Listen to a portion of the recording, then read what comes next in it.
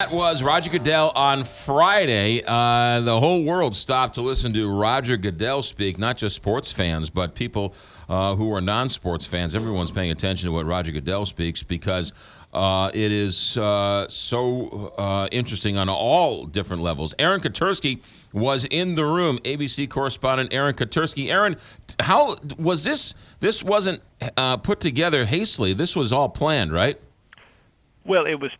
Who knows? I mean, it was announced on Friday morning that he would have an availability on Friday afternoon, and he had been facing some, criticism for not speaking publicly about this. But then in the end, he didn't have anything to say, and that was the curious part. Is it seemed as if he was staying out of sight because he didn't have anything to announce, and it was a rather unsatisfying press conference when he offered what I thought were pretty standard boilerplate corporate speak. We're going to make change, but we're not going to say what the change really is.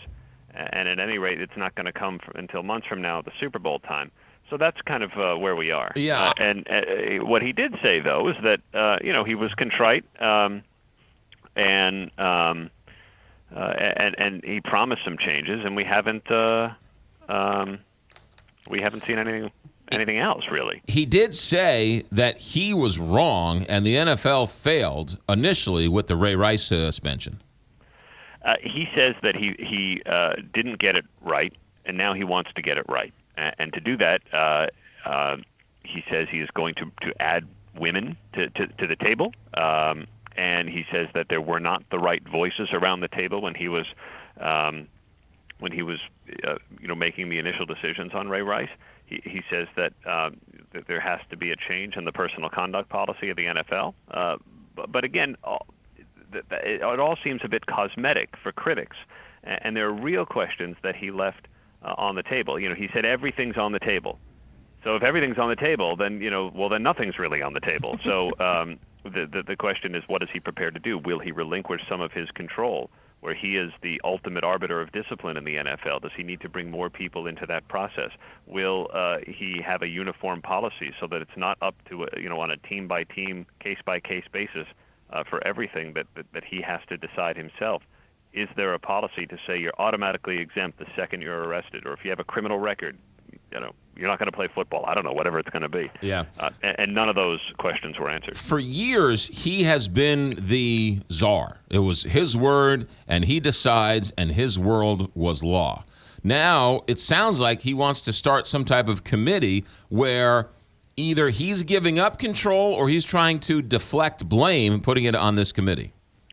Well, I'm not sure that he's going to he says that it's ultimately his responsibility, and he talked as if he is trying to marshal the change, and I don't think he was shirking any responsibility. At the same time, he says he's never considered resigning throughout all of this because he has a lot of work to do, and that's where his focus is.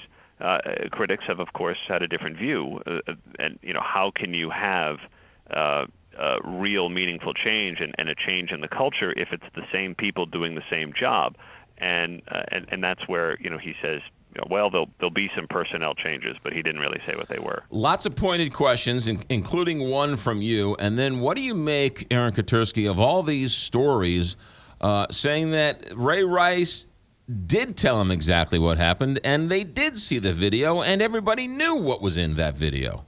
Well, because I think probably people did see it, and whether it ultimately got to Goodell, he says he is confident that nobody in the office saw it, and even if you take him at his word, there's still a police report. There's still what Ray Rice told him, although he says that it was a different sequence of events than what the video showed. I mean, I think he realizes that he made a mistake, and that the punishment should have been harsher at the outset. And you wonder if you didn't put him on the exempt list from the word go, like they did with some of these other players after a while. Yeah. Maybe that would have tamped down the criticism. But there was clearly a failure to recognize the seriousness of what happened and of domestic violence generally, and that's what he's trying to fix now. You were in the room. We were only listening to it either on the radio. We covered it live here and or watching it on television.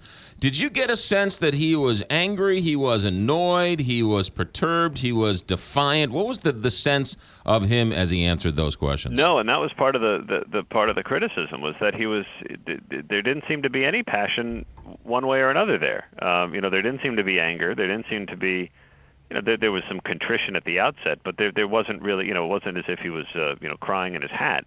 And there wasn't anger. There wasn't anything. Except, Goodell sort of standing there as the CEO, promising change and saying we can do better.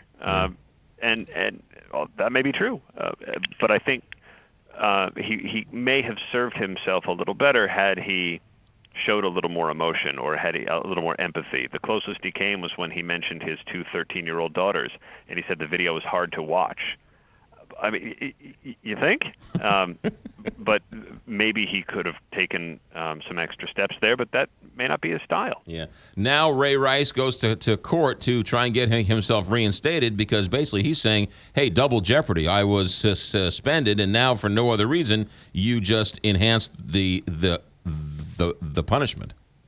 Right, and that's going to be his main argument before whatever arbiter ends up hearing his appeal. It's not going to be Goodell, who's normally the one who hears these things. He said it was never his intention to hear it, and the union wanted somebody else.